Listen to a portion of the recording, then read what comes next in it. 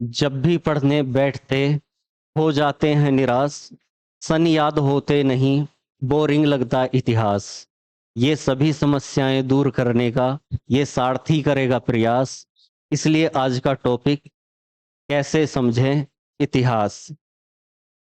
नमस्कार सारथी। एक जटिल विषय के साथ यहाँ पर आया हूँ। इतिहास को कैसे समझें, उसकी समस्याएं और उसके समाधान क्या हैं। तो क्योंकि इतिहास एक ऐसा विषय है जिसे पढ़ना और पढ़ाना दोनों ही बड़ी समझदारी से होना चाहिए। अगर पढ़ने वाला, क्योंकि सभी ने कहावत सुनी होगी कि हिस्ट्री ज्योग्राफी बड़ी बेवफा, रात को पढ़ी दिन में सफा, ऐसा मतलब बोलते हुए आए हैं सब लोग। तो वास्तव में इतिहास है भी ऐसा ही विषय। और सभी की एक मोस्ट कॉमन समस्या तो होती है कि सर सन याद नहीं होते, टाइम याद नहीं होता। तो मैं आपको बताऊंगा कि सन को याद भी नहीं करना होता, केवल समझना है। हमें टाइम को समझना है। तो आज हम इसी मुद्दे पर बात करेंगे कि इतिहास है क्या और उसे किस तरह से समझा जा सकता है। ठीक है, बहुत सारी ऐसी चीजें हैं कि जो पहले हमें जाननी होंगी। इतिहास को समझने से पहले, हिस्ट्री पढ़ने से पहले हमें बहुत सारी चीजें जाननी होंगी। जैसे मोस्ट कॉमन चीजें, मैं कुछ पूर्वाग्रह ग्रह की बात करता हूँ और कुछ हमारी जो व्हाट्सएप और फेसबुक सोशल मीडिया के थ्रू या फिर हमारे फिल्मी जगत के थ्रू जो कहानियां हमें बताई जाती हैं उनमें कितना झूठ होता है उनकी बात करता हूँ। तो देखिए, इतिहास है क्या। सबसे पहले तो ये समझना है कि इतिहास है क्या। और ये जो समस्या है सभी की कि सन याद नहीं होते, टाइम याद नहीं होता और हम गड़े मुर्दे क्यों उखाड़े, तो उसका भी मैं जवाब दूंगा क्यों उखाड़े। तो उसके लिए सबसे पहले जरूरी है कि आप क्लास में बने रहें, ध्यानपूर्वक सुने। कोशिश करूंगा कि संक्षेप में आज, क्योंकि हिस्ट्री के लिए पहला लेक्चर है, तो मैं कोशिश करूंगा कि संक्षेप में ही रखूं चीज़ों को, बहुत ज़्यादा डिटेल में ना जाऊं। अगर हम हिस्ट्री पढ़ते हैं तो आगे डिटेल में समझ सकते हैं कि हाँ ये चीज़ें थी। तो संक्षेप में करने की कोशिश करूंगा, लेकिन उसके लिए ज़रूरी है कि जितनी भी देर की वीडियो होती है, जितनी भी देर की क्लास होती है, आप बने रहें और चीज़ों को समझें। क्योंकि इतिहास केवल इतिहास विषय नहीं है, इतिहास बहुत कुछ है। इतिहास में ज्योग्राफी समाई हुई है, पॉलिटी समाई हुई है, इकोनॉमी समाई हुई है, ठीक है, साइंस समाई हुई है। यहाँ तक कि साइंस भी इतिहास में समाई हुई है। अभी बताऊंगा कैसे और क्यों इतिहास को पढ़ना चाहिए। इसलिए नहीं कि मुझे इतिहास में रुचि है, मुझे इंटरेस्ट है और मैं उस इंटरेस्ट को आप लोगों पे थोप दूं, इसलिए नहीं, क्योंकि इतिहास हमारे साइंस तक को लेके चल रहा है। तो अभी समझेंगे, चलिए देखते हैं। तो सबसे पहले इतिहास है क्या, हम उस चीज पर आते हैं कि इतिहास है क्या। पहले ये जानना हमारे लिए जरूरी है। देखिए, क्या केवल बीता हुआ कल, जो बीता हुआ समय है वो इतिहास है। कुछ लोगों का कहना है कि जो समय बीत गया वो इतिहास है। समय बीत जाने का मतलब, अगर मैं कहूँ कि समय बीत जाना ही इतिहास है, तो अभी मैं सुबह सो के उठा था, मतलब मैंने इतिहास रच दिया सो के उठा। अभी मैं नहाया हूँ, नहाने में हालांकि बहुत सारे लोग इतिहास रच देते हैं, लेकिन मैं नहाया हूँ, आप लोग नहाए हैं, तो वो इतिहास हो गया? नहीं हुआ। हमारे गली मोहल्ले में लड़ाई होगी, इतिहास हो गया। हल्दी घाटी का युद्ध हो गया, नहीं हुआ। इतिहास का मतलब क्या है? इतिहास केवल बीता हुआ समय नहीं है, इतिहास केवल बीता हुआ कल नहीं है। कब से कब तक इतिहास है और क्या इतिहास है। तो ये अन्वेषण, एक शब्द लिखा हुआ है, अन्वेषणों से प्राप्त ज्ञान, साक्ष्य और प्रमाण। मतलब जो हमारी खोजें होती हैं, जो हमारी रिसर्च चलती है, उस रिसर्च से जो हमें ज्ञान प्राप्त होता है, हम उसको इतिहास बोल रहे हैं। इतिहास कोई बीता हुआ समय नहीं है, केवल बीता हुआ समय नहीं है। बीते हुए समय को लेकर जो जिस तरीके से टाइम ने बदलाव किया है अपने आप में, उस टाइम का बदलाव ही इतिहास है। अब वो, हम इतिहास को किसे माने और किसे इतिहास नहीं माने, ठीक है। तो अन्वेषणों से, जो रिसर्च से जो हमें ज्ञान प्राप्त होता है, वो इतिहास है, पहली चीज। दूसरी चीज, साक्ष्य और प्रमाण। हमें जो साक्ष्य मिल रहे हैं, हमें केवल वो साक्ष्य, हमें कोई चीज मिली खुदाई में, हड़प्पा सभ्यता या कहीं भी किसी भी खुदाई में, और हमने उसको मान लिया कि हाँ भाई यहाँ पे कुछ था, ऐसा नहीं। उसको प्रमाणित करना पड़ेगा। एक जमीन से, किसी व्यक्ति ने अपने घर की जमीन से गड्ढा खोदा, खोदता जा रहा है, वो खोदता जा रहा है, उसको एक हंडिया मिल गई, जैसे पहले मिल जाती थी बड़े बूढ़ों को। तो एक हंडिया मिल गई और उसमें सोना दबा हुआ मिल गया। तो वो किसी राज्य का खजाना नहीं है, या उसको हम इतिहास नहीं कहेंगे कि हमारे पूर्वजों ने यहाँ पर ये हंडिया दाबी हुई थी तो ये इतिहास है, नहीं। इतिहास का मतलब है जो हमारी पुरानी चीजें हैं वो किस तरीके से टाइम के साथ बदलाव होते हुए हमें उसका प्रमाण, हमें उसको प्रमाणित करना होगा।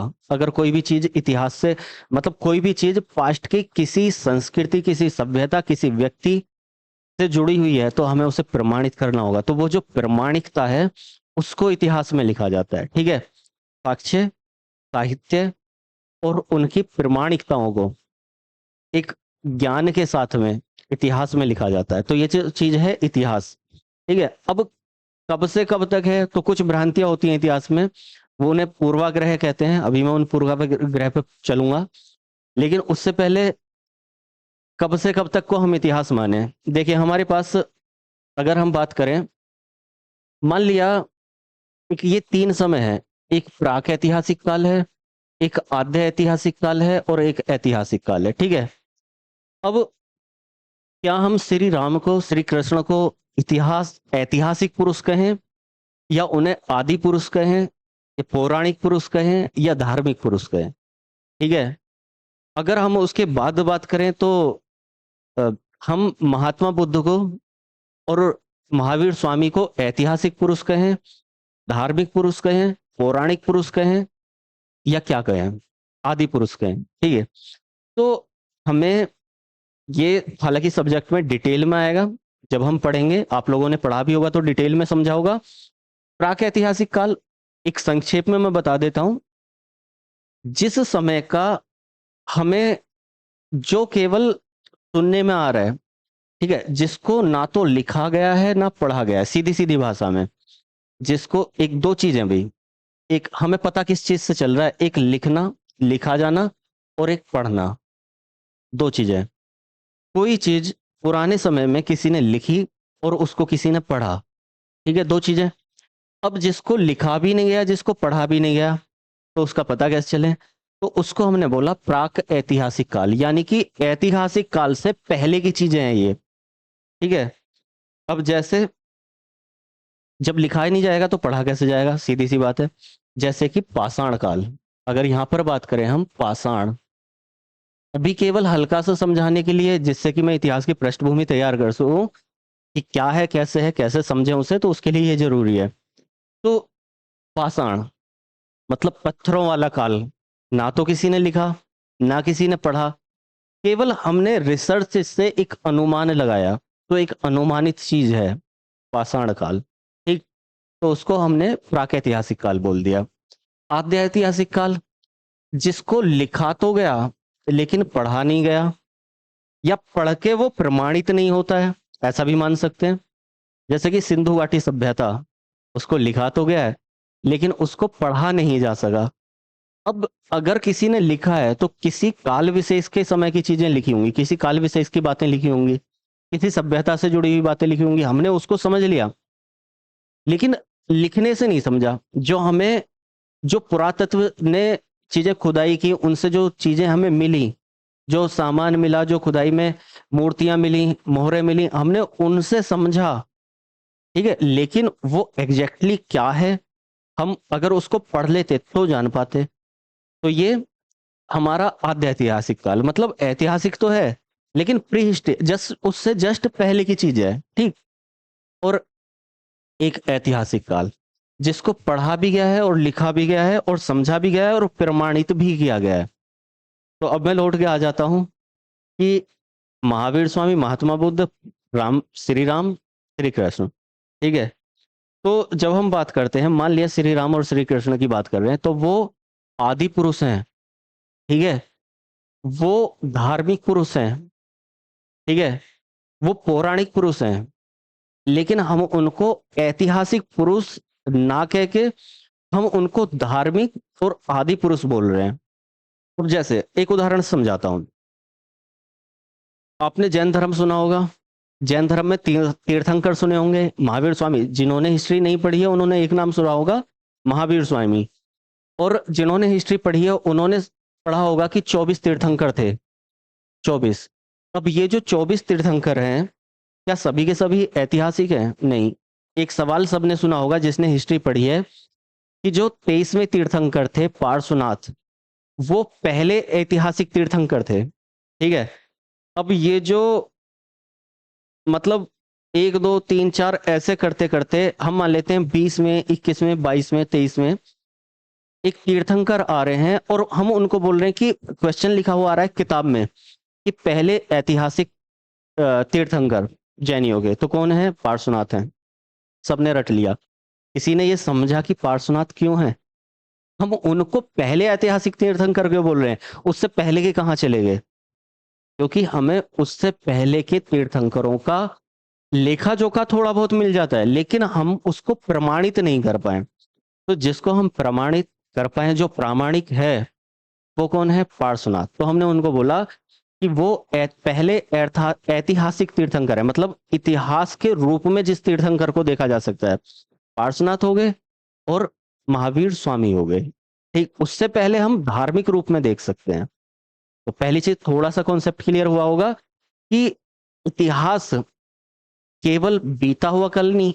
अभी जो मैंने समझाना चाह रहा हूं केवल ये कि इतिहास केवल बीता हुआ कल नहीं, क्योंकि समय कहाँ से शुरू हुआ हमें वो नहीं पता। समय अभी मेरे बोलते बोलते जब मैंने क्लास शुरू की थी, तो जब शुरुआत की थी, एक कुछ पंक्तियां अपनी बनाकर बोली थी, तो उसका मतलब ये नहीं कि वो इतिहास रच गया। तो इतिहास समय नहीं है। हम समय में जो बदलाव देखते हैं और उस बदलाव से भविष्य के लिए ज्ञान प्राप्त करते हैं, वो इतिहास है। जिसको प्रमाणित किया जा चुका है, वो इतिहास है। समझ गए होगे? अब देखिए, पहली चीज तो इतिहास क्या है हमने ये देखा। अभी क्या इतिहास केवल एक विषय है, और क्यों पढ़ना चाहिए इसे? तो हल्का सा इसे देख लेते हैं। क्या इतिहास केवल एक विषय है? केवल एक विषय है? तो इतिहास केवल एक विषय नहीं है। इतिहास को पहले थोड़ा सा बता देता हूँ कि इसको पहले राजनीतिक शास्त्र के अंतर्गत रखा जाता था। उससे पहले दार्शनिक शास्त्र के अंतर्गत रखा जाता था। लेकिन इतिहास इतना एक ब्रॉड सब्जेक्ट धीरे धीरे निकल गया कि उसको अलग किया गया, उसकी शाखा को। और उसकी शाखा के साथ में हम जिस रूप में इतिहास को अभी पढ़ते हैं, वो केवल इतिहास नहीं है।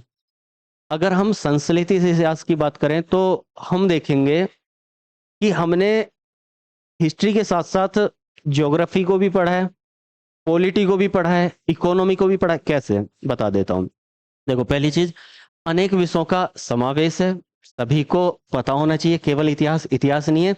और अनेक विषयों के इतिहास के अंतर्गत अध्ययन किया जाता है। कैसे? इतिहास के अंतर्गत इसका अनेक विषयों का अध्ययन किया जाता है। कैसे? जैसे कि राजनीति, हम विशेषता किस रूप में देख रहे हैं कि मौर्य काल में किस प्रकार की राजनीति चलती थी, उससे पहले क्या राजनीति थी महाजनपद काल में, उसके बाद में क्या राजनीति, धीरे धीरे जो बदलाव हुए वो बदलाव कहाँ से हुए, किन कारणों से बदलाव हो रहे हैं राजनीति में, कि पहले लोहा मिल रहा है उसकी वजह से लड़ाइयां शुरू हो जाएंगी। ठीक है, एक बलशाली मगध महाजनपद बनेगा। फिर उसके बाद में मौर्य आ जाएंगे। फिर उसके बाद में और राजनीति में बदलाव होता है। गुप्त आ गए, हर्षवर्धन आ गया। उसके बाद में हमारा दिल्ली सल्तनत, मुगल सल्तनत आ जाएंगी। बाहर से आक्रमण शुरू हो जाएंगे। और उसके बाद में हमारे यूरोपीय आ जाएंगे। तो मतलब चल क्या रहा है, एक राजनीतिक बदलाव चल रहा है। तो जो एक राजनीतिक बदलाव चल रहा है, उसको समझने के लिए कि किस तरीके से राजनीति वर्तमान और भविष्य की होगी, उसको समझने के लिए हमने इतिहास में राजनीति को पढ़ा। केवल राजनीति को शुरू से लास्ट तक समझा। ठीक, हमने इकोनॉमी को, क्योंकि सबसे बड़ा पैसा, बाप बड़ा ना भैया, सबसे बड़ा रुपया। तो पहले से ही पैसे को प्राथमिकता दी जा रही है, राजपाट के लिए दी जा रही है। क्या इकोनॉमी थी शुरुआत में, धीरे धीरे किसने किस तरह की इकोनॉमिक ग्रोथ की, कौन से काल में किस तरह की इकोनॉमी, किस में किस तरह के सिक्के बने, किसके पास कितना खजाना था। हम सिक्कों की शुद्धता के आधार पर हम ये डिसाइड करते हैं कि कौन सा काल ज्यादा पैसे वाला था, कौन सा वंश ज्यादा पैसे वाला था। बाहर से आक्रमण हो रहे हैं, किस लिए हो रहे हैं? खजाना लूटने के लिए। इतना खजाना भारत के पास है। बाहर से यूरोपीय आ रहे हैं, किसके लिए? खजाने के लिए। खजाने से आके बदलाव करते हुए वो राजनीति में कूद रहे हैं, क्योंकि राजनीति जिसके पास है, जिसके पास राजपाट है, उसके पास पैसा है, ये समझ आ रहा है। तो उस एक टेंडेंसी को समझने के लिए, ह्यूमन का मस्तिष्क समझने के लिए कि प्राचीन काल से किस तरीके से वो अ, संपत्ति के पीछे, पैसे के पीछे, एक वंश को पितृहंता बोला जाता है, क्योंकि बेटा बाप को मारता जा रहा है, अपने बेटे ने बाप को मारा, उसके बेटे ने उसके बाप को मारा, उसके बेटे ने उसके बाप को मारा। किस लिए? पैसे के लिए, धन के लिए, अर्थ के लिए। अर्थशास्त्र, ज्योग्राफी समाई हुई है इतिहास में। क्यों? क्योंकि जब आक्रमण हो रहे हैं तो वो भौगोलिक कंडीशंस क्या है अपने यहाँ की, कि सिकंदर भारत पर आक्रमण कर रहा है, भारत की तरफ बढ़ रहा है। वो भौगोलिक कंडीशंस क्या है भारत की, कि सिकंदर को वापस हटना पड़ रहा है। वो भौगोलिक कंडीशंस क्या है भारत की, कि फिर से दूसरे आक्रमणकारी, विदेशी आक्रमणकारी आक्रमण कर रहे हैं। वो भौगोलिक कंडीशंस क्या है भारत की, कि जो दिल्ली सल्तनत, मुस्लिम आक्रमणकारी आक्रमण कर रहे हैं भारत में। कुछ भौगोलिक कंडीशंस होंगी। यूरोपीय क्यों आक्रमण कर रहे हैं? अच्छा चलो, आक्रमण किया तो किया, अगर मुस्लिम भारत पर आक्रमण कर रहे हैं, हम उनको हीन दृष्टि से देख रहे हैं, और जब हमारे यवन या जो हमारे विदेशी आक्रमणकारी थे, यवन, कुषाण, इस तरह के, वो आक्रमण कर रहे हैं, वो भारत में आ रहे हैं, तो वो भौगोलिक कंडीशंस क्या है कि हम उनको सही दृष्टि से देख रहे हैं। क्यों? केवल एक रीजन से, क्योंकि वो भारत को अपना ले रहे हैं, भारत को मान रहे हैं, यहाँ की संस्कृति को अपना रहे हैं। तो वो भौगोलिक कंडीशंस क्या है, कि एक कुछ समय के लिए, कुछ समय का मतलब 400, 500, 600, 1000 साल तक विदेशियों ने भारत की संस्कृति को अपना लिया। तो वो कंडीशंस क्या है, वो भौगोलिक दशाएं क्या है, कि बाहर की जगह भारत में रहना खुश कर रहा है व्यक्ति, और भारत का व्यक्ति बाहर जाना खुश कर रहा है। तो उसको समझने के लिए इतिहास समझना जरूरी है। हिस्ट्री किस लिए? तो भूगोल के लिए, अर्थ के लिए, अर्थशास्त्र के लिए, राजनीति शास्त्र के लिए, सब चीजों के लिए जरूरी। सामाजिक और संस्कृति के लिए तो बेहद ही। इस तरह की संस्कृति मेनली हम यही पढ़ते हैं, और जो हमारा जनरल कंपटीशन होता है तो उसमें तो क्वेश्चन ही आते हैं कि किस तरह की संस्कृति कौन से समय में रही। एक वंश ऐसा भी है कि जो पत्नियों की पूजा करता है, एक वंश ऐसा भी है जो अपने माता के नाम पर अपने नाम रखता है, एक वंश ऐसा है जो केवल पिता को महत्व देता है, एक काल ऐसा है जिसमें स्त्रियों की बिल्कुल हीन दशा हो जाती है, एक समय ऐसा है जहां पर स्त्रियां सती होना शुरुआत कर रही हैं अपनी इच्छा से, और एक समय ऐसा है कि उनको उठा के चिता पर डाल दिया जाता है सती होने के लिए।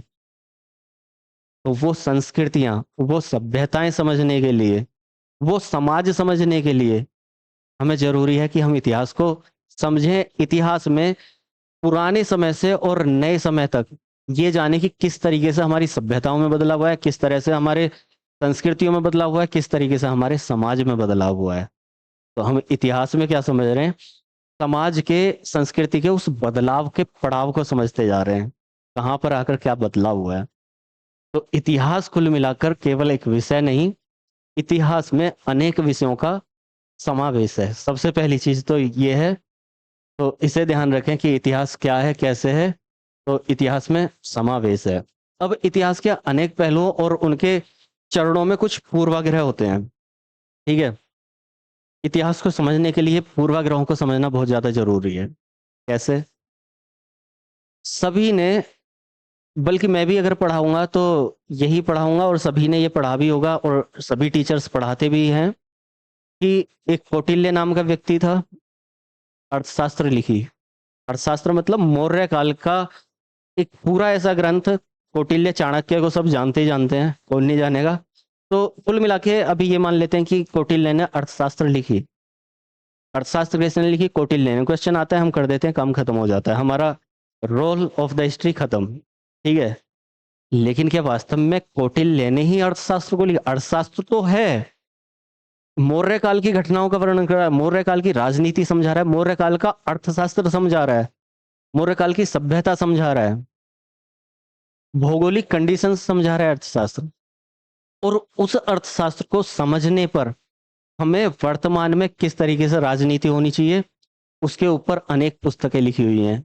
लेकिन क्या वास्तव में जिस क्वेश्चन को हम पढ़ते हुए आ रहे हैं कि कौटिल्य ने अर्थशास्त्र लिखी, तो क्या वास्तव में ही कौटिल्य ने ही अर्थशास्त्र लिखा है? जब हम थोड़ा अच्छे से अध्ययन करते हैं तब हमें पता चलता है कि अर्थशास्त्र अलग अलग कालों में लिखी हुई रचना है, जिसके अनेक भाग हैं और उनको सबको संकलित करके एक हम बोलते हैं अर्थशास्त्र। ठीक है, पहली चीज कि हम इतिहास में बहुत सारी चीजें अलग तरीके से पढ़ते हैं लेकिन होता कुछ अलग है। तो पूर्वाग्रह क्या है? पूर्वाग्रह ये है, इसको डिटेल में नहीं संक्षेप में समझेंगे कि जो एक हिस्ट्री पर्सन है, जो हिस्ट्री पर्सन तो छोड़ें, हम ऐसा मान लेते हैं कि जो इतिहास में कोई व्यक्ति था, एक इतिहासकार है। देखो, अभी के समय में जिसने इतिहास लिखा, अभी 10 साल पहले, 20 साल पहले, 30 साल पहले, 50 साल पहले, 100 साल पहले इतिहास को किसने? अंग्रेजों ने लिखा ब्रिटिश काल में, हिंदुस्तानियों ने लिखा, आजादी के बाद हिंदुस्तानी लिख रहे हैं, अपने हिसाब से सोच रहे हैं। अब खुद सोच के देखो कि अगर आपको इतिहास की एक किताब लिखने मिल जाए, आप किस तरीके से लिखोगे? अगर आप हिंदू हो और हिंदूवादी नजरिया ज्यादा रखते हो तो आप हिंदूवादिता उसमें लाओगे, धार्मिकता उसमें लाओगे।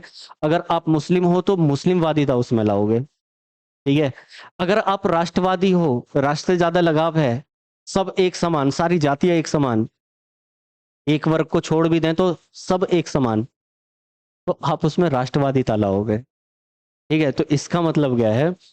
अब सोच के देखो आप कि एक कोई राजा हुआ, उसकी महानता का किससे पता चल रहा है? उसकी महानता का हमें पता चल रहा है साहित्य से। तो साहित्य को किस तरीके से लिखा गया है, डिपेंड वो करता है। और हम उसे आगे किस तरीके से बढ़ा रहे हैं, डिपेंड वो करता है। तो शुरुआत से और धीरे धीरे आगे बढ़ने में हम बहुत सारे पूर्वाग्रहों के शिकार हो जाते हैं कि हाँ ऐसा हुआ होगा। बीच बीच में मैंने कुछ चीजें भी बताई हैं। शुरुआत में ही मैंने कुछ चीजें बोली थी, भीम की जूतियों से जो रेत निकला उससे टीले बन गए, बहुत बड़े बड़े टीले बन गए, शहर के शहर बस गए। तो ये जो व्हाट्सएप फेसबुक की दुनिया है, जो हमारी फिल्मी दुनिया है, फिल्म और सिनेमा ने इस तरीके से गलत रिप्रेजेंट इतिहास को कर दिया कि जो वास्तविकता है हम वहां कहीं गायब हो जाते हैं। ठीक है, बहुत सारी चीजें, छोटी छोटी चीजें मैं आपको बताता हूं। जैसे कि हम देखो, गांधी जी के 3 बंदर, छोटी सी बात, कहाँ से आए? भाई हम जो पढ़ रहे हैं वो केवल गांधी जी के 3 बंदर पढ़ रहे हैं। किसी ने ये पढ़ा कि वो हड़प्पा सभ्यता की देन है। हड़प्पा सभ्यता से 3 ऐसी मूर्तियां, 3 ऐसे प्रतीक मिले हैं जिनको गांधी जी ने अपनाया। अब गांधी को हमने, गांधी की जब बात करें तो हम पूर्वाग्रह के शिकार हो जाते हैं कि गांधी का मतलब तो केवल वही है कि भारत का विभाजन, केवल। ठीक है, गांधी का मतलब तो वही है कि केवल भगत सिंह जी को फांसी पर चढ़ाना। मैं भी मतलब कुछ चीजों में गांधी को बहुत ज्यादा गलत मानता हूं, लेकिन जो सही चीजें हैं और जो किया, हम उसको बिल्कुल एक किनारे पे खत्म करके और दूसरी तरफ चलते हैं। नेहरू के कुछ काम बहुत गलत हैं लेकिन कुछ काम बहुत अच्छे हैं। तो हम पूर्वाग्रह के शिकार हो जाते हैं और हम इतिहास को उसी दृष्टि से देखने लगते हैं जिस दृष्टि से हम देखना चाहते हैं, चाहे तो वो प्राचीन काल में हो, चाहे मध्यकाल में हो, चाहे आधुनिक काल में। अलग अलग तरीके से हम इतिहास को देखते जाते हैं। तो हम इतिहास को कैसे पढ़ें, पहले इतिहास के लिए कैसे समझें इतिहास को? देखो, समय की समझ बनानी है हमें, न कि समय को रटना है। मतलब मैंने पहले बताया, अभी मैं इसमें कुछ चीजें बताऊंगा, कुछ पॉइंट्स ऐसे बताऊंगा कि आप समझेंगे कि हाँ वास्तव में ये चीजें हैं। हमें समय के बदलाव को देखना है, समय के पड़ाव को देखना है। हमें ये समझना है कि लोहे के मिलने मात्र से जो हमारे कबीले थे वो जनपदों, महाजनपदों इस तरीके के तैयार होने लगे, लड़ाइयां होने लगी एक बदलाव की वजह से। एक बदलाव, हाथी को सेना में प्रयोग करने की वजह से एक जनपद महाजनपद बन जाता है। एक महाजनपद में एक बहुत ज़्यादा उठ जाता है। तो ये जो बदलाव है समय का, हमें उस समय के बदलाव को समझना है, ना कि उनका सन रटना है। सन अपने आप आ जाएगा। जैसे मैथ्स में आप लॉजिक कॉन्सेप्ट समझोगे तो ट्रिक्स अपने आप बन जाएंगी, वैसे ही समय अपने आप याद हो जाएगा अगर आपने समय के बदलाव को समझा तो। अभी मैं बताऊंगा कैसे समझेंगे। समय के साथ अवधारणाएं बदलती हैं, और ये अवधारणाएं किस तरीके से बदलती हैं, एक जीता जागता उदाहरण मैं अभी हाल फिलहाल आप ही का समझा देता हूं। आपकी मात्र तीसरी पीढ़ी मतलब जो आपके बाबा हैं, दादा हैं या परदादा हैं, ज्यादा से ज्यादा उनसे और आप तक में जो अवधारणा अवधारणा मतलब जो हमारे कॉन्सेप्ट हैं, जो हमारे विचार हैं, उनमें जो बदलाव होता है वो कैसे होता है। तो थोड़ा सा मैं एक उदाहरण देता हूँ। आपको अपना घर पता होगा गांव वाला, अगर आप शहर में रहते हैं। अगर आप, क्योंकि पहले तो गांव थे, गांव के लिए बात करूंगा मैं, तो गांव वाला घर पता होगा, घेर पता होगा, आपको ये पता होगी कि हमारी जमीन कहाँ है, खेत की जमीन कहाँ है, ठीक। जिसको नहीं पता है तो आप घर पे पूछना कि जब बंटवारा हुआ था तो आपके दादाजी या परदादाजी क्या चाहते थे। तो विश्वास से बता रहा हूँ, घर पे पूछना पता चलेगा। तो आपके परदादाजी चाहते होंगे कि हमारी जमीन रोड पे ना हो, रोड का मतलब सड़क पे ना हो, मेन हाईवे निकल रहा है तो उस पे ना हो, सड़क के बिल्कुल लगी हुई ना हो, अंदर की तरफ हो, चाहे वो खेती की जमीन है या रहने वाली घर की जमीन है, घेर की जमीन है, ठीक है। सड़क पे ना हो, रोड पे ना हो बिल्कुल। सड़क चलेगी, रोड चलेगी, व्हीकल चलेंगे, सवारियां चलेंगी, आते जाते लोग देखेंगे, दुर्घटना घटने की संभावनाएं ज्यादा होंगी। ये विचार। आपका क्या विचार है अभी जो अवधारणा बदली है? काश हमारी जमीन रोड पे होती, काश हमारी जमीन सड़क पे होती। पता नहीं किस तरह से बंटवारा किया था कि हमें पीछे खेतों का हिस्सा इतना पीछे मिला हुआ है, हमारी रोड पे जमीन क्यों नहीं है, पूछ के देखना। तो अवधारणाएं बदलती हैं समय के साथ, उस चीज को हमें समझना होगा किस तरह से बदल रही है, हमें वो समझना होगा। अभी बताऊंगा, कुछ उदाहरण दूंगा मैं, एक के बाद एक समय या एक साथ कई समय।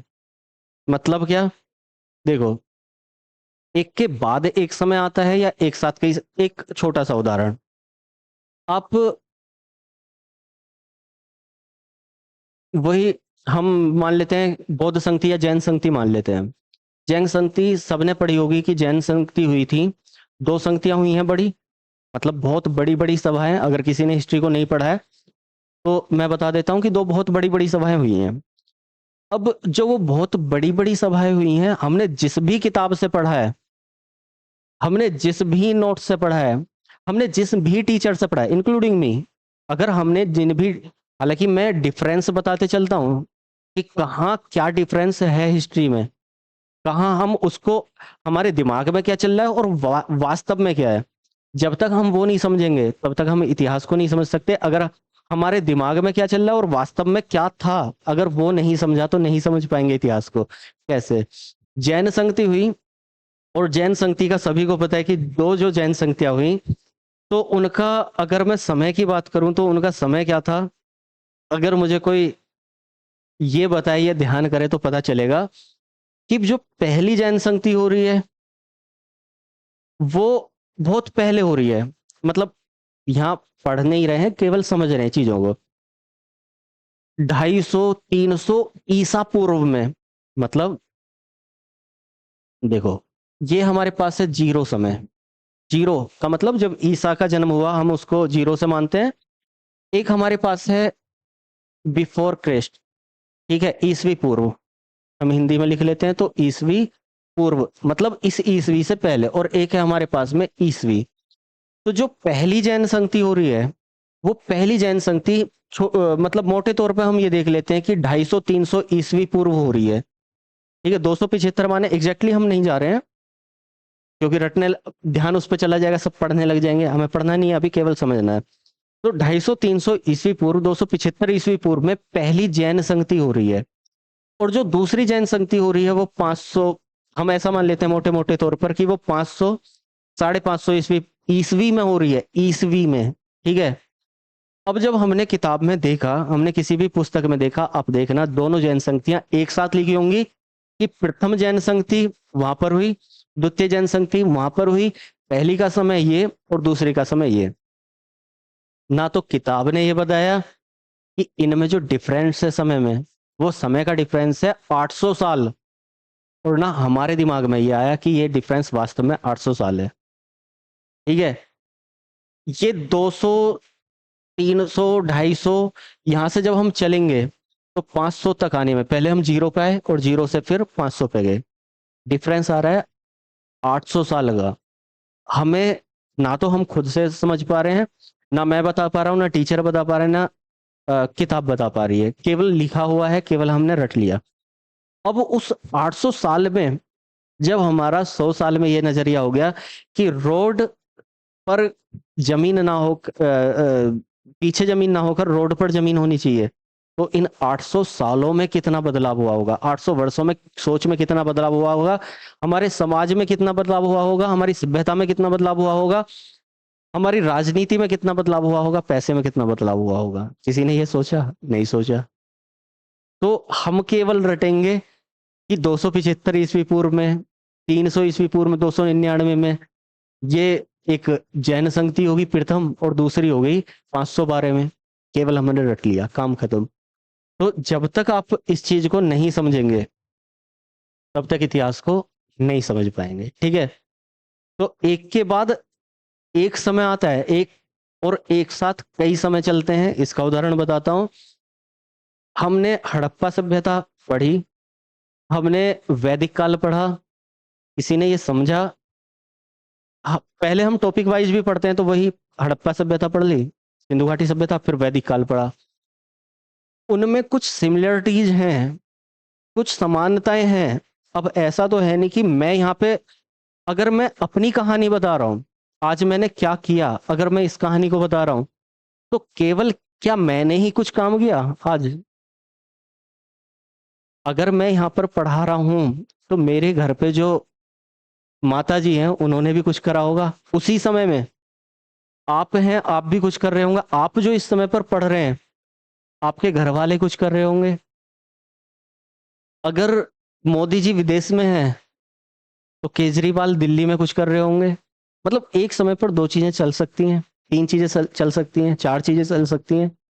लेकिन हमारी प्रॉब्लम क्या है, जब हम उसको पढ़ने लगते हैं, हमने हड़प्पा सभ्यता एक बार में पढ़ी, फिर उसके बाद में हमारे माइंड में क्लिक होता है कि खत्म, यहाँ पर पर्दा डल गया है, यहाँ पर दीवार लग गई है। अब उससे आगे हम पढ़ रहे हैं, तो उससे आगे बढ़ रहे हैं हम कहाँ पर, वैदिक सभ्यता में। फिर वहां पर दीवार लगेगी, और वहां पर दीवार लगने के बाद में हम धार्मिक आंदोलन में जाएंगे, धार्मिक युग में जाएंगे, फिर वहां पर दीवार लगेगी।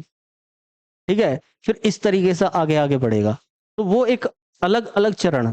जबकि जब हड़प्पा सभ्यता चल रही है, तब वैदिक सभ्यता की भी कुछ चीजें मिल रही हैं उसी समय की। तो दोनों, एक तरफ जब हम ऊपर पढ़ रहे हैं, तो हमारी गंगा घाटी में भी, अगर हम सिंधु घाटी में कुछ पढ़ रहे हैं, हड़प्पा को पढ़ रहे हैं, तो गंगा घाटी में भी कुछ लोग तो रहे होंगे, वहां पर वो कुछ सभ्यता को जन्म दे रहे होंगे, हमने ये नहीं समझा। तो वो समझना जरूरी है। अगर आपको इतिहास समझना है, तो समय अंतराल के साथ में दृष्टि परिवर्तन रखना है। आपको ये जो समय बदलाव हो रहा है, उस बदलाव के साथ में अपना नजरिया भी साथ में रखना है। तो ये तो केवल बताने के लिए था। अब मैं कुछ उदाहरण आपको बता रहा हूं कि किस तरीके से क्या बदलाव आता है, किस तरीके से क्या हम पूर्वाग्रह के शिकार होते हैं। जैसे कि वैदिक काल, हम जब पढ़ते हैं इतिहास को, तो हमें जब मूर्ति मिलती है, मान लिया मैंने कोई मूर्ति बोली कि अ, एक नारी और उसके पेड़ से, उसकी नाभि से निकलता हुआ पौधा। अब मैंने केवल इतना बोला। अब यहाँ पर कई लोग कंफ्यूज हो जाएंगे कि ये हड़प्पा है, या फिर वैदिक काल है, पूर्व वैदिक है, या उत्तर वैदिक है। केवल इतने से कंफ्यूज हो जाएंगे। तो भाई हमें चीजों को समझना पड़ेगा कि किस तरीके से क्या हो रहा है। हमें समझना पड़ेगा कि जब चंद्रगुप्त आ रहे हैं, तो हमें यह समझना पड़ेगा कि समय किस तरीके से। देखो, एक छोटा सा उदाहरण, एक चंद्रगुप्त है, चंद्रगुप्त प्रथम। अगर हम चंद्रगुप्त की बात करें, केवल समझाने के लिए, अभी थोड़ा सा हमारे माइंड में क्लैरिटी आनी चाहिए। चंद्रगुप्त है, अब चंद्रगुप्त नाम के 3 व्यक्ति को हम पढ़ रहे हैं, है ना? वैसे एक नाम है पृथ्वीराज, पृथ्वीराज चौहान, ठीक है? जब हमने पृथ्वीराज चौहान को पढ़ा तो केवल पृथ्वीराज चौहान को हमें ये पता है कि हाँ युद्ध हुआ, हमें ये पता है कि इसका गौरी से युद्ध हुआ, ठीक है? ये अब देखो, हम पूर्वाग्रह के शिकार कैसे होते हैं, हमें जो ये कहानियां वो किस तरीके से हमारे दिमाग में डाल दी जाती हैं और क्या उनका रिजल्ट निकलता है। पृथ्वीराज चौहान का मोहम्मद गौरी से लड़ाई हो रही है, तो पहली बात तो माइंड में ये है, हम ये नहीं देख रहे कि पृथ्वीराज चौहान तृतीय हैं, ये उनसे पहले भी तो पृथ्वीराज आ चुके हैं, हमने वो देखा ही नहीं, हमें पता ही नहीं है। चलो मान लेते हैं कि उसकी हमें जरूरत भी नहीं है, जनरल कंपटीशन में जरूरत नहीं होती। हमारी हिस्ट्री को कैसे प्रेजेंट किया हुआ है कि पृथ्वीराज चौहान ने मोहम्मद गौरी को 17 बार हराया, ठीक? समय को आप समझें, मैं यहाँ 3 उदाहरण बता रहा हूं आपको, एक पृथ्वीराज चौहान गौरी, एक चंद्रगुप्त, और एक मैं गौरी को ही ले लेता हूं यहाँ पर, जब गौरी की बात आ गई है, मोहम्मद गौरी। कभी कुछ और समझने लग जाएं आप, ठीक है? मोहम्मद गौरी। एक था मोहम्मद बिन कासिम, कासिम। एक है गजनवी, गजनवी। देखो, पहली चीज ये समझना कि जब कासिम है और कासिम से गजनवी आया और गजनवी से मोहम्मद गौरी आया, सोच में अंतर आ रहा है उनकी। ये केवल किस लिए आ रहा है? ये केवल आ रहा है अपना धर्म को बढ़ाने के लिए, ये केवल आ रहा है लूटपाट करने के लिए, ये केवल आ रहा है कैसी मैं लूटपाट करके यहां से ले जाऊं, ठीक है?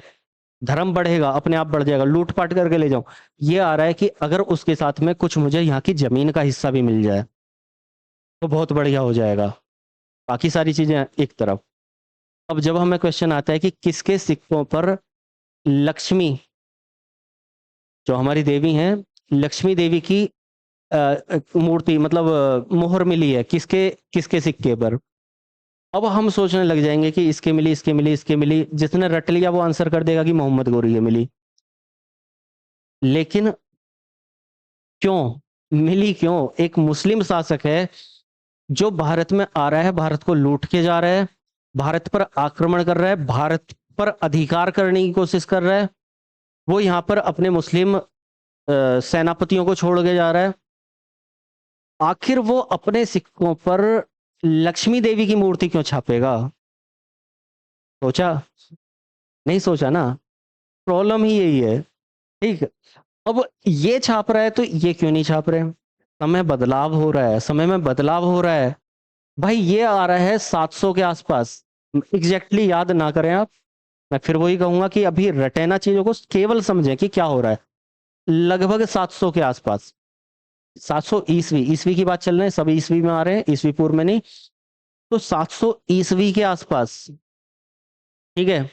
ये आ रहा है 1000 ईस्वी के आसपास, और ये आ रहा है 1150 या 1200 ईस्वी के आसपास, 1200 मोटे मोटे तौर पर मान लेते हैं, ठीक है? अब देखो, यहां से जो इस तक टाइम में बदलाव हुआ है वो 500 सालों का बदलाव हुआ है, 450 से 500 सालों का बदलाव। 450 साल बहुत कम नहीं होते हैं। 450 साल का मतलब सोच के देखो कि हम अब से कितने पीछे चले जाएंगे। 450, जब अंग्रेज आए थे, अंग्रेजों ने यहाँ अधिकार जमाना शुरू करा था, जब की बात है। 450 का मतलब जब यहाँ पर शासन था मुगलों का, तब की बात कर रहे हैं हम। 2023 चल रहा है, 2000 से 400 साल पहले लगा लो कि हम 1600 1500 की बात कर रहे हैं, ठीक है? तो इसका मतलब क्या हो रहा है? इसका मतलब जब ये 400 450 साल बाद आ रहा है, लेकिन हमने क्या किया? हमने जब किताब से पढ़ा तो किताब से पढ़ा कि आक्रमण हो रहे हैं, विदेशी आक्रमण अरब से हो रहे हैं, तुर्क से हो रहे हैं, और उनको एक ही दिन में मोहम्मद बिन कासिम खत्म, गजनवी खत्म, गौरी खत्म, तीनों को पढ़ लिया। हमारे माइंड में जो इमेज बनी हुई है, हम ये सोच ही नहीं पा रहे कि इसमें और इसमें 300 साल का डिफरेंस है, ये इसके 300 साल बाद आ रहा है। भैया भैया नहीं है, दोस्त दोस्त नहीं है, दादा पोते भी नहीं है, परपोते भी नहीं है। 300 साल का मतलब कितनी पीढ़ियां, कितना समय में बदलाव आया होगा, उसको माइंड में रखना। इसके 150-200 साल बाद आ रहा है, 150 साल भी कम नहीं होते। 150 साल का मतलब है कि अभी 2022-23 चल रहा है, तो 2023 से हम पीछे कितना पहुंच पा रहे हैं। जब हम क्या कर रहे हैं, जब हम अपना क्रांति लड़ रहे हैं, 1857 की क्रांति, ठीक है, हम उसकी बात कर रहे हैं। सोचो कि अभी से 1857 की क्रांति पे हम पहुंच गए, 150-200 साल पहले। वैसे ही इससे 150-200 साल पहले ये आ रहा है। कुछ तो बदलाव हुआ होगा, हमें उस बदलाव को समझना है, अगर हिस्ट्री को समझना है तो। ठीक है, तो ये हमें समझना होगा। अब चलो ये भी है, इसको हमने देख लिया। वैसे ही चंद्रगुप्त मौर्य में हमें यह समझना होगा कि चंद्रगुप्त एक था मौर्य, 3 चंद्रगुप्त हैं, मौर्य, चंद्रगुप्त प्रथम, चंद्रगुप्त द्वितीय। ठीक। अब जब हमें आ जाएगा कि एक झील है सुदर्शन झील, किसने बनवाया, मरम्मत किसने करवाई। चलो ठीक है, रटे रटाए सवाल हो गए। अगर हमें कुछ और क्वेश्चन आ रहा है, किसने सोने के सिक्के पहले चलाए, किसने चांदी के सिक्के पहले चलाए, कंफ्यूज। ठीक है, तो जब ये मौर्य है, तो मौर्य कब का है भाई, 300 ईसवी पूर्व के आसपास। मैं फिर वही एग्जैक्ट समय नहीं लिख रहा हूं, लगभग में ईसवी पूर्व की बात कर रहे हैं हम, इससे भी पहले बल्कि। ठीक है, 300 ईसवी पूर्व से भी पहले, हम मोटे मोटे तौर पर 300 मान लेते हैं, और ये मोटे मोटे तौर पर इसको 300 ईसवी मान लेते हैं। ठीक है, 300 ईसवी, हालांकि ये 300 ईसवी पूर्व से पहले है, और ये 300 ईसवी के बाद है इसको। ठीक है, 300 ईसवी। ठीक, उसके बाद ये उससे भी इसके पोते परपोतों में, उस समय में कुछ बदलाव हुआ होगा। समय में कुछ बदलाव हुआ है, कितने साल का डिफरेंस है, ये 600 साल का डिफरेंस। 300 से जीरो पे है, जीरो से फिर 300 पे गए, 600, 650, 700 साल का डिफरेंस। संस्कृति में बदलाव आया होगा, राजनीति में बदलाव आया होगा, अर्थव्यवस्था में बदलाव आया होगा, सारी चीजों में बदलाव आ गया होगा, सोच में बदलाव आ गया होगा। ठीक है, तो सारी चीजें बदल रही हैं। अब जब हमें क्वेश्चन आ रहा है, तो हम अटके पड़े हैं कि ये चंद्रगुप्त मौर्य ने करा था, या फिर चंद्रगुप्त प्रथम ने करा था, या चंद्रगुप्त द्वितीय ने करा था। पहले ये सोचो कि चंद्रगुप्त मौर्य किस समय का है, वो किस तरीके से काम को करता होगा।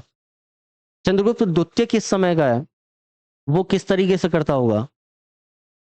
यहाँ पर किसके लिए लड़ाई हो सकती है, और यहाँ किस चीज के लिए लड़ाई हो सकती है।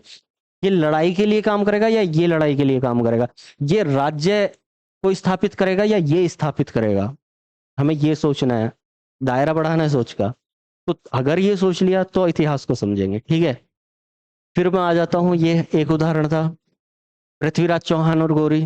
फिर वही 17 बार मोहम्मद गौरी को हराया पृथ्वीराज चौहान ने।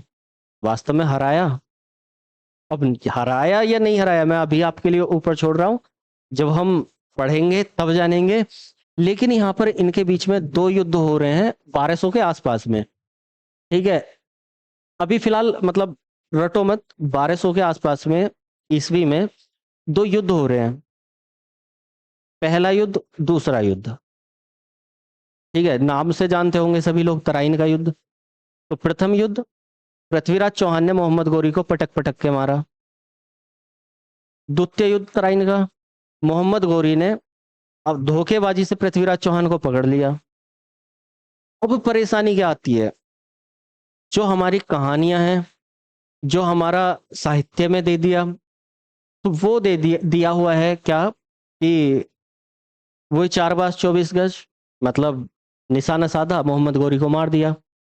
मोहम्मद गौरी जो मर रहा है, वो मर रहा है बाद में।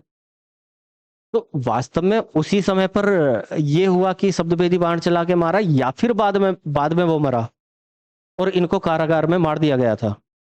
पृथ्वीराज चौहान को। तो सही चीज को हम नहीं समझ पा रहे। हम यहाँ पर महमूद गजनवी ये 17 बार भारत पर आक्रमण कर रहा है, 17 बार भारत को लूट रहा है, 1001 से और आगे तक, मतलब 1000 के आसपास में ये भारत को लूट रहा है। बढ़िया कर गए, आता है खजाना उठाता है चला जाता है, आता है मारता पीटता है, खजाना उठाता है चला जाता है, ठीक। 17 बार ये कर रहा है। अब हमें इसका और इसका डिफरेंस पता नहीं है, हमने उस 17 को रिलेट किया इससे। मतलब मैं साहित्यकारों की बात नहीं कर रहा, मैं उनकी बात कर रहा हूं जो एक छोटी सी किताब को लाकर जानो अपना इतिहास चुटकियों में, चुटकुले टाइप किताबें, या फिर फेसबुक और व्हाट्सएप की अब दुनिया चलने लगी है तो उसमें 17 बार आक्रमण कर रहा है ये। हमने 17 बार को रिलेट किया इससे कि उसने इसको हराया, ठीक। अब हम ये नहीं समझ पा रहे कि ये इससे 150-200 साल का डिफरेंस है। इस इसके परदादा भी जब पैदा नहीं हुए थे जब ये लूट के यहां से ले गया था, हमें ये भी नहीं पता। तो जब तक इस चीज को नहीं समझेंगे आप कि ये मौर्य में गुप्त में क्या डिफरेंस आया, इस मोहम्मद बिन कासिम में गजनवी में मोहम्मद गौरी में क्या डिफरेंस आया, पृथ्वीराज चौहान पहले क्या बाद में क्या, किन वजह से लड़ाई हुई, कितनी लड़ाई हुई, जब तक इन चीजों को नहीं समझेंगे तब तक हम इतिहास को नहीं समझ सकते। दिल्ली सल्तनत, मुगल सल्तनत, दो चीजें हैं। दिल्ली सल्तनत मतलब वही यहाँ से ये कुतुबुद्दीन ऐबक और ये सब चल रहे हैं। मुगल सल्तनत मतलब वही बाबर अकबर हुमायूं ये सब चल रहे हैं। अब जब दिल्ली सल्तनत में अलग अलग 5 वंश आते हैं, ठीक है, वही गुलाम खिलजी ये सब, तो जब ये 5 वंश आए तो हमने मुगलों को क्यों अलग कर दिया? वंश तो अलग अलग आए ना वो भी। भाई पहला वंश आया है कि गुलाम वंश आ गया, खिलजी आ गए, सैयद आ गए, ठीक है, लोधी आ गए। तो जब ये अलग अलग वंश आ रहे हैं तो एक और वंश को ही हम एक साथ दिल्ली सल्तनत में ही पढ़ लेते, दिल्ली सल्तनत में ही समझ लेते कि इसको मुगल को अलग क्यों किया। सोचा कभी ये? जब तक हम ये डिफरेंस नहीं समझेंगे कि वो दिल्ली सल्तनत वालों की क्या सोच थी, क्या समझ थी, क्या सभ्यता थी, क्या संस्कृति थी, जब तक वो नहीं समझेंगे, दिल्ली सल्तनत और मुगल,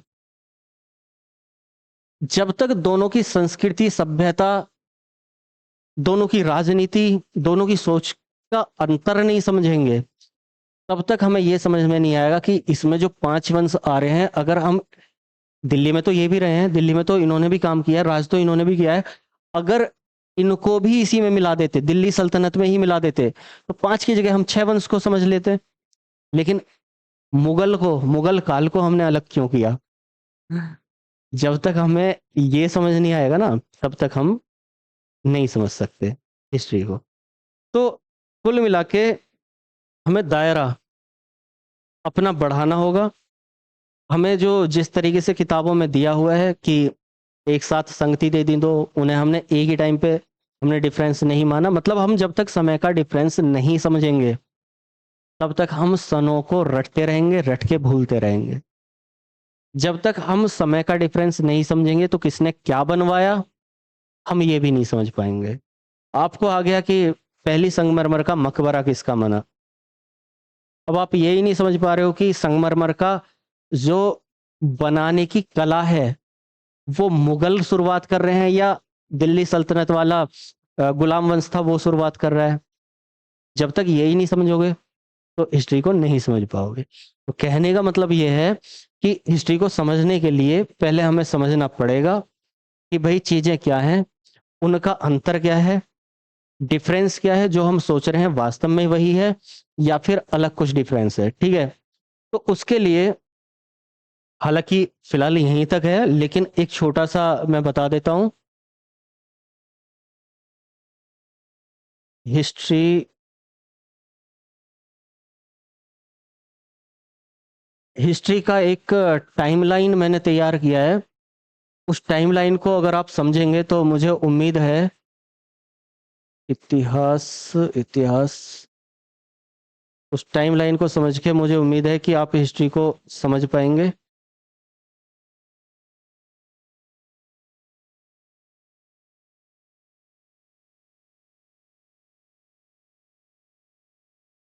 यहाँ से देख लेते हैं। देखिए ये यहाँ से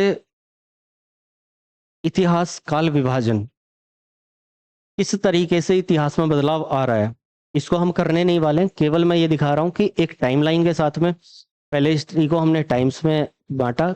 एक बड़े बदलाव क्या हुए, तो सीधा सीधा माने तो एक प्राक ऐतिहासिक काल था जिसमें चीजों को लिखा पढ़ा नहीं गया। एक आद्य ऐतिहासिक काल था जिसमें लिखा गया लेकिन पढ़ा नहीं गया। एक ऐतिहासिक काल है जिसको लिखा भी गया है, पढ़ा भी गया है, चीजें भी मिली हैं, हमने उनको उनके साक्ष्यों को लेकर प्रमाणित किया गया है, तब उसको इतिहास माना है। ठीक, फिर जब इतिहास आ रहा है तो एक पुराना वाला समय, बहुत पुराना वाला समय, प्राचीन इतिहास उसको बोल रहे हैं। एक बीच का समय है, बदलाव हो रहे हैं बहुत बड़े, मध्यकालीन बोल रहे हैं। हम एक आधुनिक इतिहास बोल रहे हैं। फिर उस प्राचीन में जाएंगे तो किस तरीके से बदल रहा है कि पहले ये पाषाण काल तो अलग हो गया, सिंधु घाटी अलग हो गया, वैदिक, महाजनपद, प्राचीन धार्मिक आंदोलन। तो एक टाइमलाइन हमें तैयार करनी पड़ेगी, तो वो टाइमलाइन मैंने तैयार की है। उस टाइमलाइन को एक बार थोरोली अच्छे से समझना पड़ेगा कि हमें हमारे इतिहास में बदलाव किस तरीके से हो रहे हैं। मतलब अगर हम यहाँ से यहाँ पर जा रहे हैं, यहाँ से ऋग्वेद से, ये ऋग्वेद से अगर उत्तर वैदिक में जा रहे हैं तो वो मुख्य बदलाव क्या है, वो मुख्य कारण क्या है कि हमें इसको काल विभाजन को इतिहास की किताबों में अलग लिखना पड़ा। तो इस से मुझे उम्मीद है कि आप लोग समझ पाएंगे कि किस तरीके से, जैसे कि प्राग ऐतिहासिक काल में पाषाण काल आता है। एक शॉर्ट फॉर्म में 1 मिनट में हम इसको देख लेते हैं कि टाइमलाइन क्या है। फिर हम अगली क्लास में हिस्ट्री की पूरी टाइमलाइन समझेंगे। पूरी टाइमलाइन का मतलब प्राचीन काल से, यहाँ प्राक ऐतिहासिक काल से और आधुनिक काल तक पूरी की पूरी टाइमलाइन को समझेंगे। क्लास थोड़ी लंबी हो जाएगी वो बहुत ज्यादा, तो इसमें मैं ऐड नहीं कर रहा हूँ।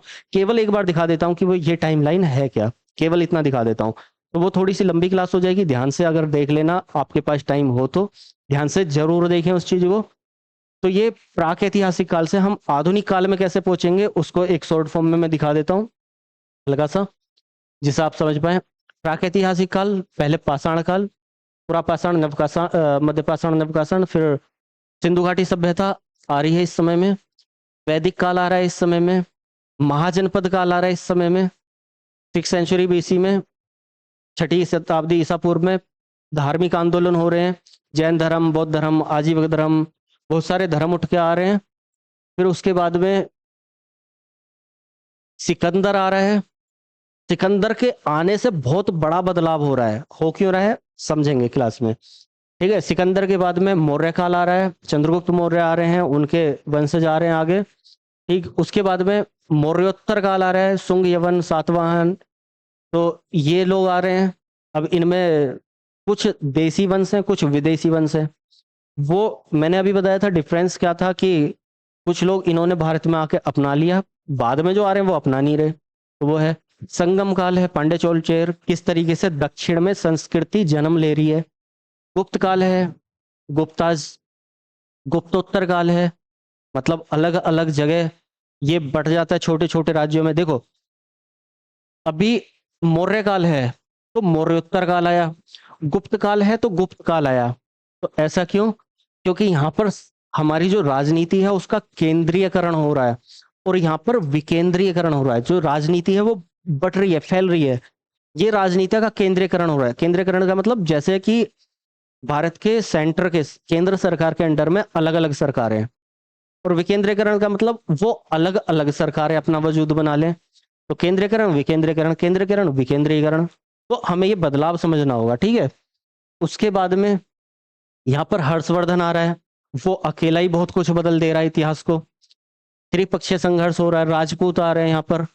अब यहाँ पर एक विवाद आता है कि गुर्जर राजपूत हैं या नहीं है। यहाँ पर एक विवाद आता है जो 1-2 साल पहले बहुत काफी लड़ाई झगड़े उसमें हुए, कि भोज, राजा भोज, तो कहाँ राजा भोज, कहाँ गंगू तेली। तो अब आपस में लड़ रहे हैं गुर्जर और चौहान और गहड़वाल, मतलब आपस में लड़ रहे हैं राजपूत और गुर्जर, कि भाई ये तो हमारे वंशज हैं और ये हमारे वंशज हैं, सबको इस कहानी का पता है। लेकिन है किसके, तो वो यहाँ पे समझेंगे। और वो एक हैं या दो हैं अलग अलग भोज, हमें उसको समझना पड़ेगा। और ये खुद राजपूतों की उत्पत्ति के समय आ रहे हैं गुर्जर, तो ये खुद राजपूत हैं या नहीं है समझना पड़ेगा हमें। अलग अलग वंश उत्पन्न हो रहे हैं, बहुत सारे वंश आ रहे हैं, फिर विदेशी आक्रमण हो जाने लग रहे हैं। मोहम्मद बिन कासिम है, गजनवी है, गोरी है, देखो ये रहा समय, अलग अलग समय है, और हमने उसको एक साथ ही रट लिया। एक साथ रट लिया तो हमारे माइंड में इमेज भी वही जाएगी कि भाई ये तो तीनों एक ही थे। उसके बाद में दिल्ली सल्तनत आ रही है, मुगल काल आ रहा है, दिल्ली सल्तनत में ये अलग अलग पांच वंश आ रहे हैं, मुगल काल में अलग अलग शासक आ रहे हैं। तो ये जो शासक हैं हम इसको एक वंश मान के यहाँ पर एक वंश कर सकते थे, लेकिन क्यों नहीं किया वो समझना पड़ेगा। मराठा आ रहे हैं, मराठाओं में शिवाजी आ रहे हैं, उसके बाद पेशवा आ रहे हैं, पेशवा अलग ही राजनीति कर रहे हैं, मराठा अलग राजनीति कर रहे हैं। प्रांतीय अलग अलग प्रांत, कर्नाटक, हैदराबाद, बंगाल, ये सब अलग अलग प्रांत हो रहे हैं। और फिर यूरोपीय आ जा रहे हैं। यूरोपीय मतलब वही जिनको हम सबको अंग्रेज बोल देते हैं, लेकिन अंग्रेज कौन थे, इंग्लिश पीपल, ठीक है। ब्रिटेन से आए हुए, तो पुर्तगाली हैं, डच हैं, फ्रांसीसी हैं, अंग्रेज हैं, ये सब हैं। तो कुल मिला के आज हमने इतना समझा है कि इतिहास को किस तरीके से समझें, हमारी कमियां क्या होती हैं, हमारी गलतियां क्या होती हैं, हम उन्हें किस तरीके से सुधारें, हमारा नजरिया क्या होना चाहिए। आज मैंने ये बताने का प्रयास किया है, क्योंकि मैं हिस्ट्री से जुड़ा हुआ बहुत ज़्यादा हूँ, तो मैंने उन सब चीज़ों का अनुभव किया है कि हम क्या गलतियाँ करते हैं इतिहास को पढ़ने में, हमारी सोच क्या रहती है और होनी क्या चाहिए। तो पढ़ने के हिसाब से भी, अगर यदि आप स्टूडेंट हैं और स्टूडेंट नहीं हैं वैसे ही समझना चाहते हैं, तो इतिहास को समझने के लिए भी कम से कम इतना होना चाहिए कि हम इतिहास को इतिहास के तरीके से समझें, बीते हुए कल के तरीके से ना समझें। तो ये चीज़ हमें समझ में आनी चाहिए। और जहाँ तक है, प्रयास करेंगे जल्दी ही हिस्ट्री की क्लास हम चालू करने वाले हैं, जो जिस स्तर का होगा। अगर केवल आप स्टूडेंट नहीं है, केवल इतिहास को एक नज़रिए में समझना चाहते हैं, उस नज़रिए से उस तरीके से हम समझाएंगे। अगर आप स्टूडेंट हैं और जनरल कंपटीशन की तैयारी कर रहे हैं, तो जनरल कंपटीशन के लेवल से समझाएंगे। और अगर आप अपर लेवल के स्टूडेंट हैं, मतलब आर ओ या फिर पीसीएस फाउंडेशन वगैरह की तैयारी कर रहे हैं, तो उस लेवल तक हम जाएंगे। आप टीजीटी की तैयारी कर रहे हैं, पीजीटी की, तो हम उस लेवल तक जाएंगे। मतलब बेसिक मैंने पहले ही बताया, जैसे एक टाइमलाइन है, तो वो टाइमलाइन हो सकता है उसको, उस टाइमलाइन को हम 2 3 या 4 5 दिन ले, जिससे बेसिकली हिस्ट्री को आप बेसिकली समझ पाए कि क्या है हिस्ट्री, क्या बदलाव हुए हैं, समय किस तरीके से बदला है। फिर उस टाइमलाइन के बाद में हम एक बेस, जनरली बेस, एक हमारा बिल्कुल बेस तैयार हो गया टाइमलाइन से। फिर जनरल कंपटीशन के हिसाब से बेस तैयार करेंगे, फिर प्रॉपर जनरल कंपटीशन तैयार करेंगे, और फिर उसके बाद में अपर लेवल एग्जाम्स करेंगे। तो वहाँ डीपली जाएंगे, वहाँ सब लोग नहीं आएंगे, तो डीपली जितना अगर आपको समझना है डीपली इतिहास को, तो आप समझ सकते हैं, सभी लोग मोस्ट वेलकम है। आप अपर लेवल के लिए दें या फिर जनरल कंपटीशन दें, सब कुछ कवर होगा। तो 2 3 लेवल तक हम इसको अलग अलग करके करेंगे। तो फिलहाल आज के लिए इतना ही। इतिहास को एक केवल एक विषय समझकर ना समझें, इतिहास को अच्छे तरीके से सभी विषयों का समावेश, और क्योंकि हमें भविष्य में क्या करना है उसके लिए हम अपने अतीत को जानना जरूरी है। तो हमें उसको जानकर अपना भविष्य बनाना है, देश का भविष्य बनाना है, राष्ट्र का भविष्य बनाना है। तो उसके लिए इतिहास को समझना जरूरी है। इन्हीं आशाओं के साथ कि आप इन भावनाओं को समझ पाए होंगे, इस इतिहास के साथ जुड़े हुए फील को समझ पाए होंगे। इन्हीं बातों के साथ, इन्हीं वार्तालाप के साथ, इन्हीं मुद्दों के साथ अभी विराम करते हैं। और अगर आपको ये समझ में आया हो कि हमारा नज़रिया क्या होगा, किस तरीके से इतिहास को समझेंगे, सारा मतलब ये सारी क्लास समझ में आई हो, तो आप क्लास को लाइक करके और ज़्यादा से ज़्यादा शेयर कर दीजिएगा, जिससे कि सभी लोग जुड़ सकें और ज़्यादा से ज़्यादा लोग समझ सकें सही तरीके से। तो ज़्यादा से ज़्यादा स्टूडेंट्स को जोड़ने के प्रयास कीजिएगा। और क्योंकि आपने अगर पूरी वीडियो देखी हो, पूरी क्लास देखी हो, तो उसके लिए धन्यवाद। फिलहाल अभी के लिए इतना ही। मिलते हैं क्लासेज में जल्दी ही। हम एनसीईआरटी एनसीईआरटी शुरू करने वाले हैं, इतिहास का बेस शुरू करने वाले हैं, इतिहास का अपर लेवल तक ले जाएंगे धीरे धीरे, थोड़ा सा टाइम लगेगा लेकिन सब होगा। तो अभी फ़िलहाल के लिए इतना ही, मिलते हैं अगली क्लास में जो भी रहेंगी, तब तक के लिए। और हाँ, क्लास कैसी लगी, क्या समझ में आया, क्या क्या नज़रिया मैंने आपको दिया, क्या क्या एटीट्यूड, क्या दृष्टि आपको दी समझने की, वो ज़रूर कमेंट करके बताइएगा। तो फिलहाल अभी जय हिंद।